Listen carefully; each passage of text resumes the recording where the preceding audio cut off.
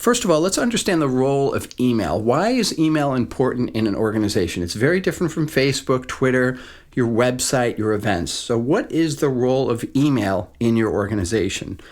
We have to understand that email is different from other media in that it helps build intimacy and trust. And when I say build intimacy and trust, I want you to think about the last time you checked your own email or you responded to, say, a petition, or maybe you received an email from, Land's End.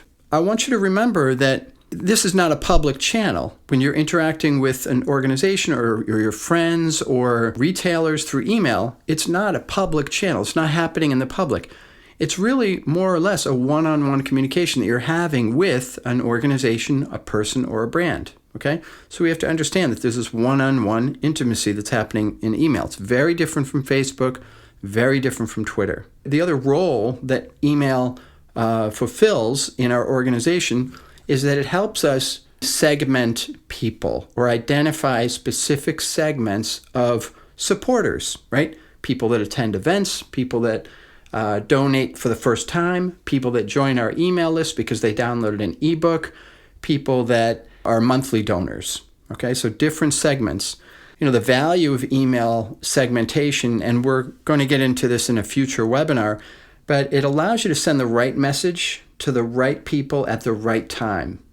You cannot do this with Twitter. You definitely can't do this with Facebook or any other type of social media. And also, probably the most important thing, and the third thing, is that you actually convert donors and volunteers. Email is where the rubber hits the road in terms of donations. And there's some research behind this showing that Twitter and Facebook convert at about 3 to 6%.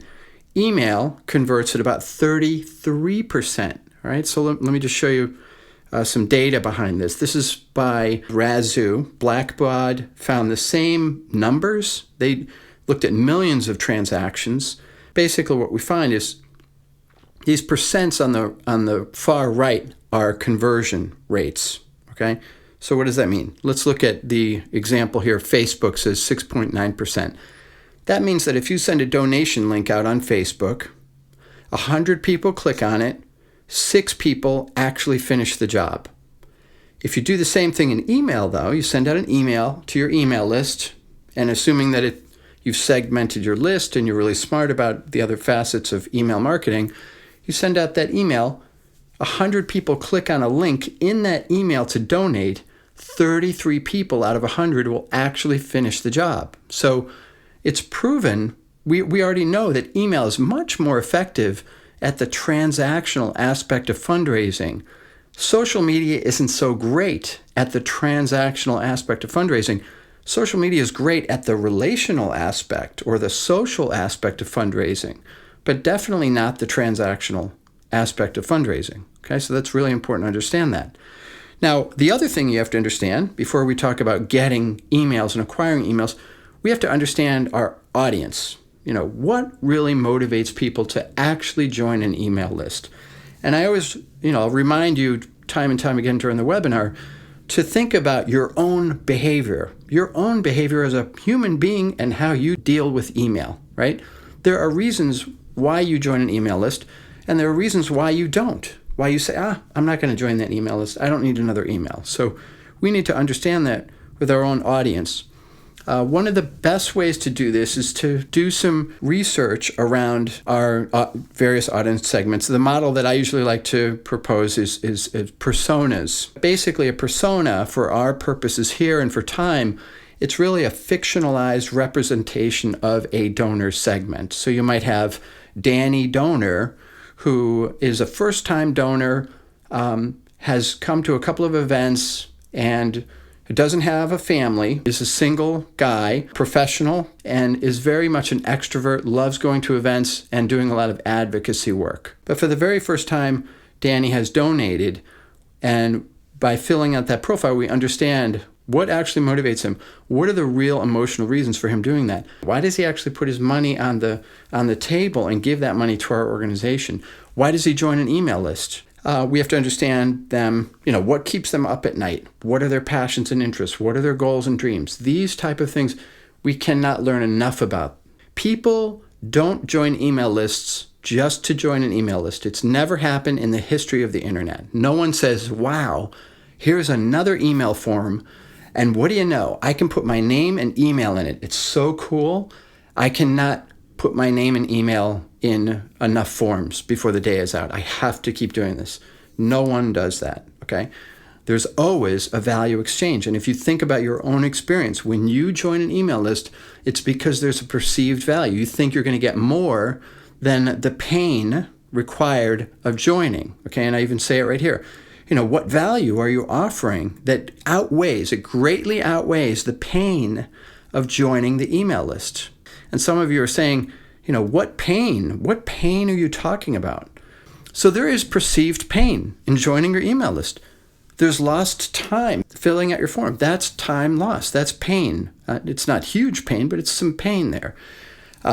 There's perceived privacy breach. They give you your email. Who knows what they're going to be getting? Who knows where your email's going to go? Who it's going to be shared with? Also, there's this perceived potential of gunking up your inbox. Everybody, and again, think about your own behavior. Everybody wants to keep their email inbox at a minimum. We want to keep the garbage to a minimum. And so every time we fill out an email form, we're always considering that. Geez, do I really need another email filling up my inbox? Okay, and then finally there's the unknown. And think about your own behavior. Think about your behavior in the morning. When you open up your email, you're basically selecting off a whole bunch of emails first and then deleting them. That's the first task that you probably do in the morning. Doing that task every single day, then you go to join another email, you're going to think twice about that. So that's really the pain. We have to overcome that pain with the benefit or the carrot or the incentive. The value that a subscriber gets from you has to greatly outweigh that pain. Now, just a few common approaches to this carrot idea, this incentive idea. The first is an ebook. Now, this is actually very, very simple to do. That's why it's pretty popular. Ebooks that are highly specific about how-to, that are short, 3 to 5 pages long. And the great thing about ebooks is that they can be read on a Kindle, iPad, they can be printed. They're very, very user-friendly. And there is this inherent perception that there's value in it. I'm going to get this ebook on this specific topic for free, totally for free. I can download it. It's mine. I own it. It's on my hard drive. I can do whatever I want with it. Okay, there's this inherent perceived value to it. Some examples that I've seen: Child Advocacy Toolkit, 10 Quick Recipes for New Breast Cancer Patients. These are short, sweet titles, very, very, very specific. And then some resources now. So on the right is just an example of what's called an e-cover. So this is a graphic representing the ebook. And there's a resource, myecovermaker.com, which is great. I think you pay maybe $5. And it walks you through this whole process. It's online. You pick your colors, your words, your background. Super easy to make. And then you end up with something that looks attractive to some degree. Okay? To make an ebook, it's not rocket science. Basically, you're going to create a PDF using Word or Pages if you use a Mac. You can use Dropbox to host the PDF. You upload the PDF to a website. It could be your website. It doesn't matter where you upload it, as long as you can grab the permalink to the PDF. Another great resource that I use for images is Fotolia.com. So the ebook should be super simple and easy to read. The font type should be at least 16 to 18 type font, pretty big, right? 16 to 18 point, I should say. And then images, breaking up the paragraph so that when someone flips through it, they're getting this visual interaction. They're getting something that speaks to them visually and the text. They're interacting with the content in multiple ways. And then the last page of the ebook gives them a summary of what your organization is about and what they can do next. That's the important thing. The last page of the ebook should always be, okay, now what? Pledges is slightly related to advocacy, but it's not as formal, if you know what I mean. It's not really formal. So in this case, it's saying, stop diabetes. It's not saying we're going to, tell Congress or we're going to collect X number of signatures, but it's speaking more personally. What are you going to do? Are you going to pledge to live your life free of diabetes? Like, are you going to make the pledge? Okay? So what is the value of them signing the email list? The value is that they are included in a community. Their value is that they're going to get resources on how to lower their own risk of diabetes. And then the value is that they are supporting something that they believe in. So these three things are outweighing the pain of joining that email list. And so again, we're talking about an incentive here. Now we're going to talk about specifics in terms of your website. Required fields. So this is about lowering the barrier. There's two levers we're really pulling throughout email acquisition. One is pulling a lever that says giving more value or making the carrot more attractive. And then the other lever that we can pull is like lowering the pain. Either you raise the pleasure or lower the pain. Those are the two things that we're working on here, okay? In this case, we're lowering the threshold by having just, specific fields, like the minimum requirement for fields for the opt-in form. Name and email. In this case, it's just email. It's just email. Just give us your email and that's it, okay? Super simple, very low barrier to entry. When you have a unique subscribe page on your website, you want to put on blinders. And you probably know what blinders are. When racehorses go around the horse track, they always have these kind of cups around the right hand and the left hand side of their eyes, so they literally can't see anything except for the track. So by removing the sidebar, you're kind of putting on blinders. You're taking away any distraction for someone because you don't want to have, a latest blog post or YouTube video that they can easily jump over to and watch. You want to remove as much of that as possible. And then you want to redirect them to a thank you page. Now, this is important for a number of reasons. This allows you to, first of all, measure how you're converting. So if you're using an email marketing tool, which hopefully most of you are, you'll be able to measure that in your email marketing software, like how effective the forms are. And I'll show you how that works in just a moment. But on your in Google Analytics, you can actually track how many people are hitting that thank you page. Once someone subscribes, they're redirected to a thank you page. Once they hit that page, you obviously can count that as a person that completed that transaction. They gave you their email, they hit the thank you page. And then you can measure conversions that way. It also allows you to encourage a secondary action. So in this example, and this is my thank you page, which may not work for you, get reincarnated as a dolphin, but it works for me. At the very bottom, there's a link that encourages someone to share the email list with their friends. Click here to tweet this, and you'll be reincarnated as a dolphin. It's a funny thing that I put together, but and here's a link to this website. Click to tweet. So you can create a link that's already put together. Someone clicks on it, it opens up Twitter, and the message that's sent out is this. It says, if you join John Hayden's email list, I get reincarnated as a dolphin. And then that link, the zmb.me/dolphin karma, it actually redirects them to my subscribe page, not to the thank you page. It redirects them to the subscribe page. Okay, so it's kind of a creative, interesting way to encourage people to share the the subscription on my website. And I can tell you, honestly, I probably get at least one of these a day. Now let's talk about Facebook. Facebook is actually a really great way it's a great tool or great, platform to acquire emails, but you have to do all these things right, even on Facebook. I know I've shared this slide with you, but it is important in this context as well, because it tells us where email fits in with our donor relationship. And we see that email is kind of, the fourth step up, right? It doesn't happen right away, but it happens the fourth step up. And it's an expression of their trust and affinity in your organization. It feels natural to them. Now, if we remember the statistics that we looked at earlier about donations and the conversion rate on donations, that Facebook and Twitter are horrible, maybe 5 or 6%. The reason why is because people just don't like taking out their credit cards. They're not going to take out their credit card on Facebook. They came to Facebook to check out what their friends are up to. Facebook is all about their friends. It's not about you, and it's certainly not about giving money to your organization. So we need to lower the hurdle. What's a less painful thing for them to do? Join an email list. That they will do. That they are willing to do on Facebook. No problem at all. Still, you have to offer value. The other thing that is important to understand about custom tabs on Facebook, if you're going to acquire emails, is that they're not viewable on mobile devices unless you use something like ShortStack. So ShortStack is a third-party tool that does have what are called smart URLs. Smart URLs.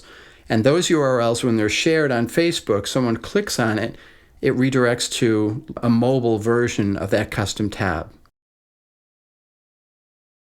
First way to increase your open rates is you have to understand what are the factors that actually affect whether people open your email or not.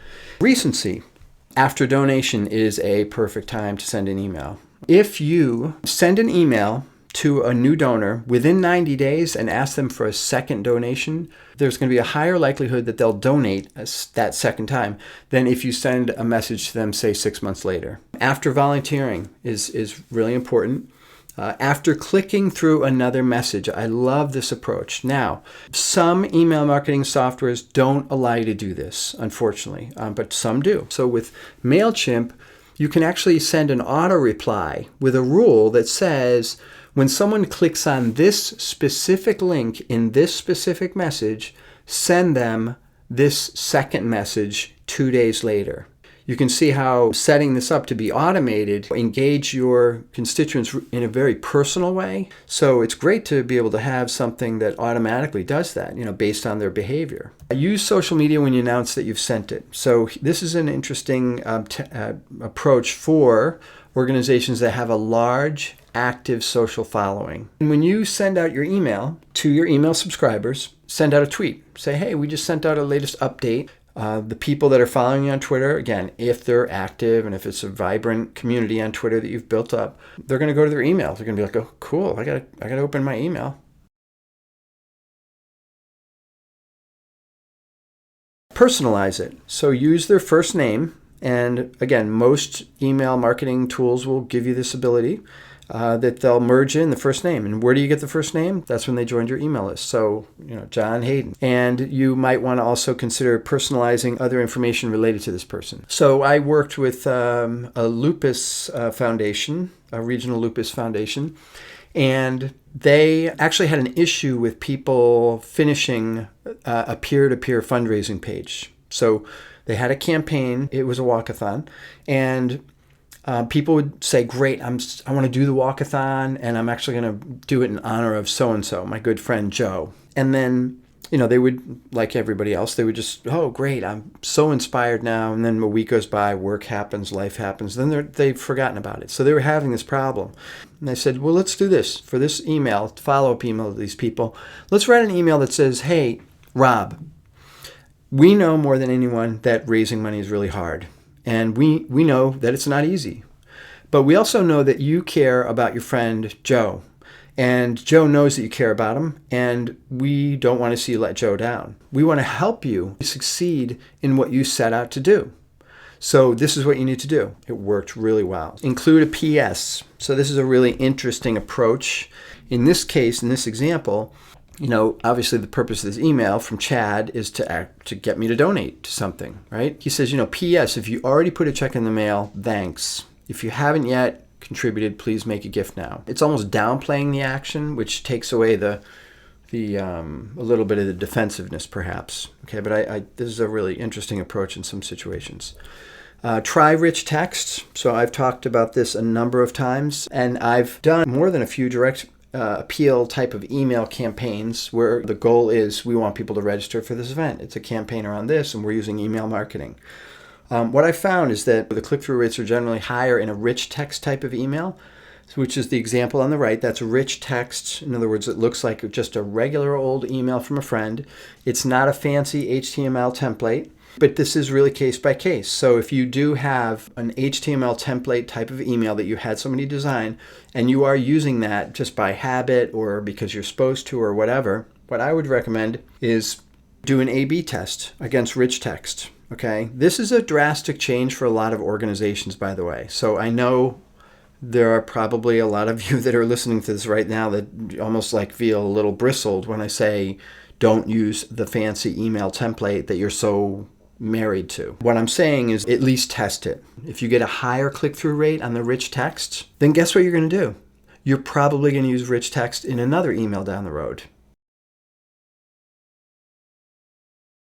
What is drip email marketing? Basically, drip email marketing is a strategy of sending messages, pre-written messages, to people in response to actions. Okay, so someone opts into an email list. They might be in the queue to receive, say, 3 or 4 messages that are timed, right? They're pre-scheduled, they're pre-written. You might schedule them out to say, when someone opts into our email list, send them an email right away that says thank you. And then 2 days later, send them another message that says this. And then 5 days later, send them another message that says this. Okay, so these are triggered by some sort of action, either joining a list, opening an email, or clicking through an email.